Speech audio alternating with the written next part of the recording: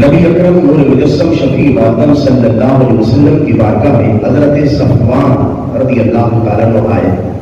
یہ حضرت صفوان کہتے ہیں نبی کریم علیہ السلام والتسلیم کی بارگاہ میں جب میں حاضر ہوا تو رسول کریم علیہ السلام نے اپنی چادر پر ٹیک لگائی ہوئی تھی. جس طرح چادر کو اکٹھا کر کے بازو کے نیچے رکھ دیا جاتا ہے اور اس پر ٹیک لگاتے ہیں, رسول اکرم صلی اللہ علیہ وسلم نے یوں ٹیک لگائی ہوئی تھی. میں حاضر ہوا, میں نے عرض کی یا رسول اللہ صلی اللہ علیہ وسلم میں علم پڑھنے کے لیے آیا ہوں.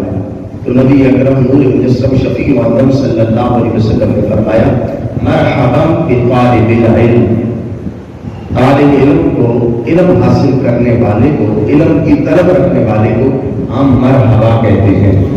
طالب علم کو مرحبا کہنا, جس وقت شروع میں طالب علم مدرسہ میں آئے, پڑھنے کے لیے آئے, استاد کے پاس تعلیم حاصل کرنے کے لیے پہنچا, ابھی کلاس شروع نہیں ہوئی تھی, اس نے ایک قابل استاد کے لیے رہنمائی کی ہے کہ وہ طالب علم کو یہ کہے کہ تمہیں ہم علم حاصل کرنے پر مرحبا کہتے ہیں, تم علم حاصل کرنے کے لیے پہنچے ہو.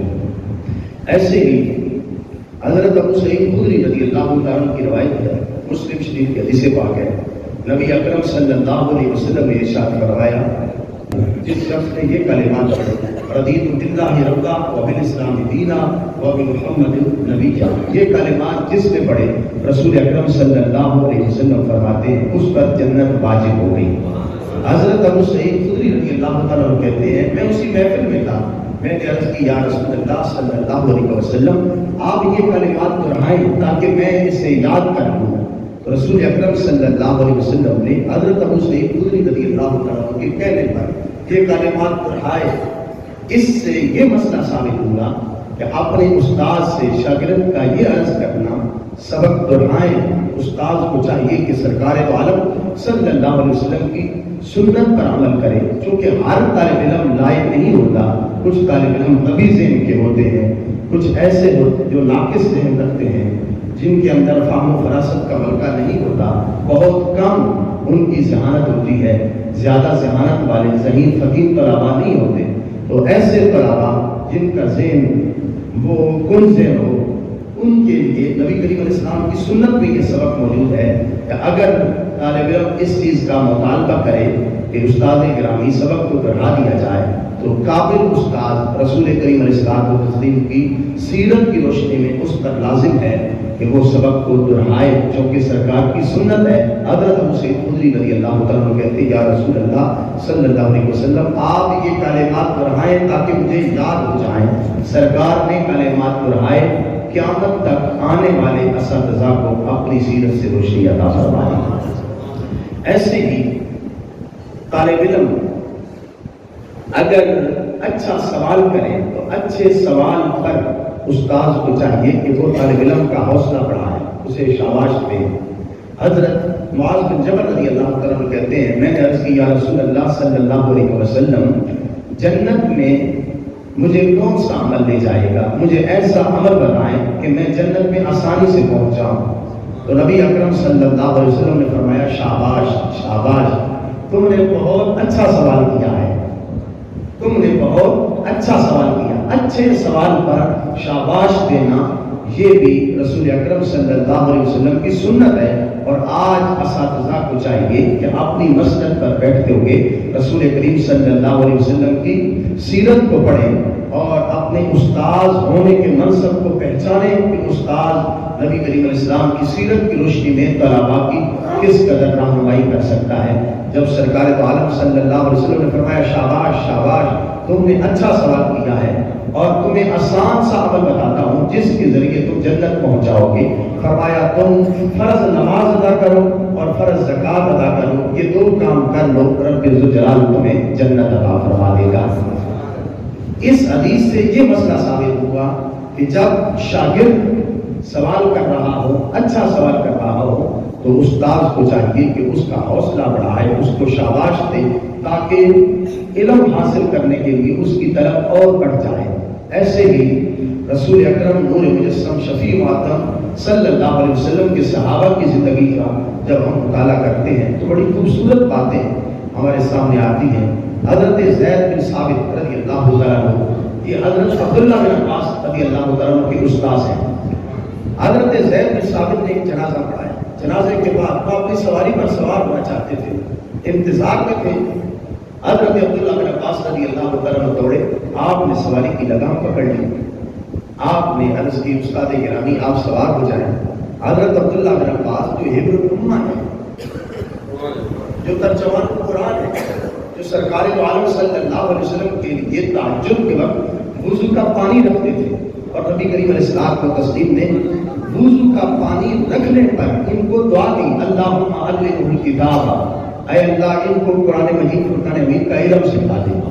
تو پوری امت کے اندر سب سے بڑا عالم جسے سرکار عالم صلی اللہ علیہ وسلم نے دعا کی تھی, اور جنہیں قرآن مجید فرقان حمید کی تفسیر کا علم سارے لوگوں سے زیادہ ملا, سرکار کی دعا تک. نبی کریم علیہ السلام کی دعا چونکہ ہر وقت قبول ہوتی ہے, اور تہجد کے وقت جسے نبی کریم علیہ السلام نے فرمایا اللہ اس کو علم کتاب اللہ کا علم سکھا دے, قرآن مجید کا علم سکھا دے. حضرت عبداللہ بن عباس رضی اللہ عنہ کو اتنا رب ذوالجلال نے علم عطا فرمایا کہ بڑے بڑے صحابہ رضوان جب کسی مسئلہ کے اندر انہیں مشکل پیش آتی تو وہ حضرت عبداللہ بن عباس سے مسئلہ پوچھا کرتے تھے. حضرت عبداللہ بن عباس ان کی استاد ہیں حضرت زید بن ثابت رضی اللہ تعالیٰ عنہ. وہ سواری پہ سوار ہونے لگے, انہوں نے لگام پکڑ لی ادب اور احترام کے لیے کہ خچر آگے نہ بڑھے, میرے استاد آسانی سے سواری پر سوار ہو جائیں.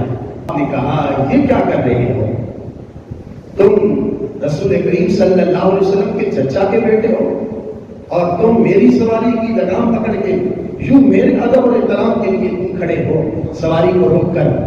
تو حضرت عبداللہ بن عباس رضی اللہ عنہ آپ نے کہا ہاکذا امرنا ان نفعل بعلمائنا, یہ ہمیں حکم دیا گیا ہے کہ اپنے علماء کا ادب یوں کیا کرو. یہ جو میں آپ کا ادب کر رہا ہوں اس لیے کہ آپ میرے استاد ہیں, آپ رسول کریم علیہ السلام کی امت کے عالم ہیں, میں آپ کا شاگرد ہوں.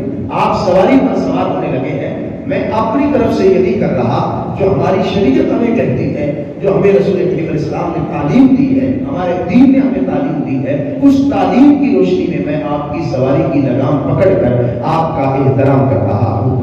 وہ بھی استاد تھے حضرت زید بن ثابت رضی اللہ عنہ. انہوں نے حضرت عبداللہ بن عباس رضی اللہ عنہ کا ہاتھ چوم لیا, نیچے جھکے ہاتھ چوما. آپ نے کہا یہ کیا کر رہے ہو, کہا کذا امرنا ان نفعل بأہل بیت نبینا, ہمیں یوں ہاتھ چومنے کا, یوں ادب اور احترام کرنے کا ہمارے رسول علیہ السلام نے اپنے اہل بیت کے متعلق یہ حکم دیا ہے.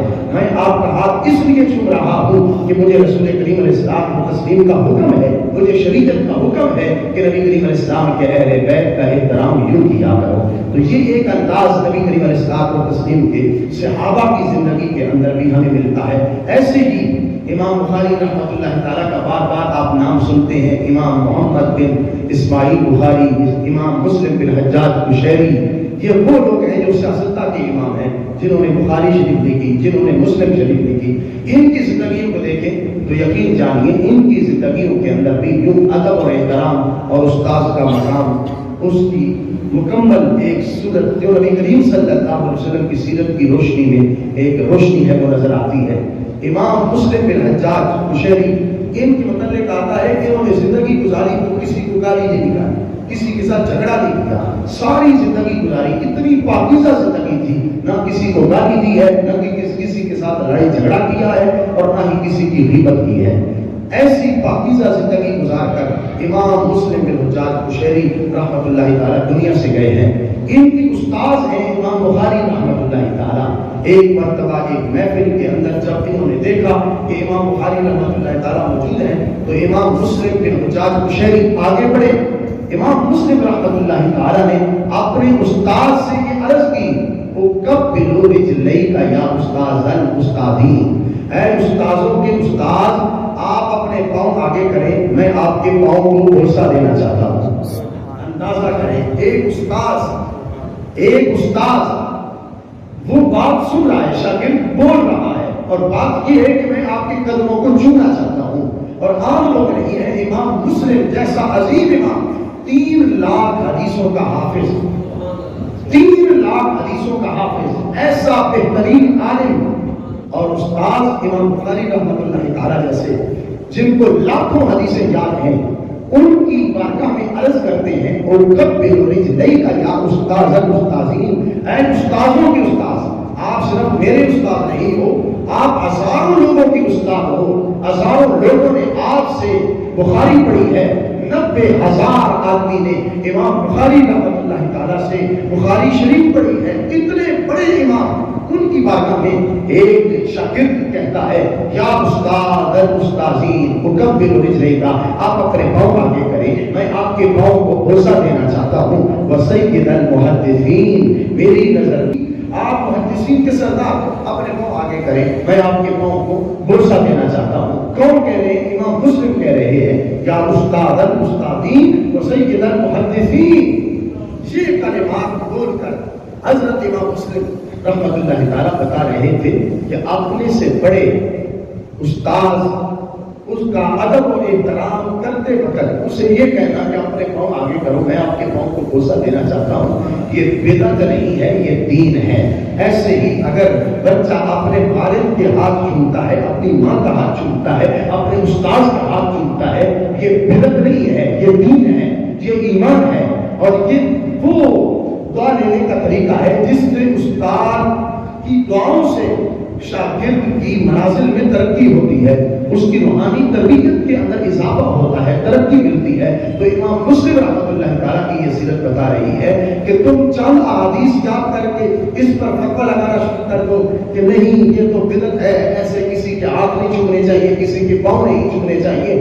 امام مسلم بتا رہے ہیں میں لاکھوں حدیثوں کا حافظ ہو کر میری طرف یہ ہے، میری تمنا یہ ہے، میرا دل یہ کرتا ہے کہ میں اپنے استاد کے ہاتھ چھوڑوں۔ اس لیے اعلیٰ حضرت عظیم البرکت امام احمد رضا رحمۃ اللہ تعالیٰ آپ فرماتے ہیں باپ سے بڑھ کر استاد کا درجہ ہے، اس لیے کہ باپ تمہارے جسم کی پرورش کرتا ہے، تمہارے جسم کی تربیت کرتا ہے، جبکہ استاد روحانی تربیت کرتا ہے، تو جسمانی تربیت سے روحانی تربیت کا درجہ بڑا ہوتا ہے، اس لیے استاد کا درجہ باپ سے زیادہ ہے۔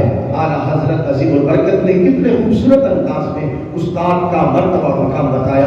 آمین ثم آمین بجاہ نبی آمین۔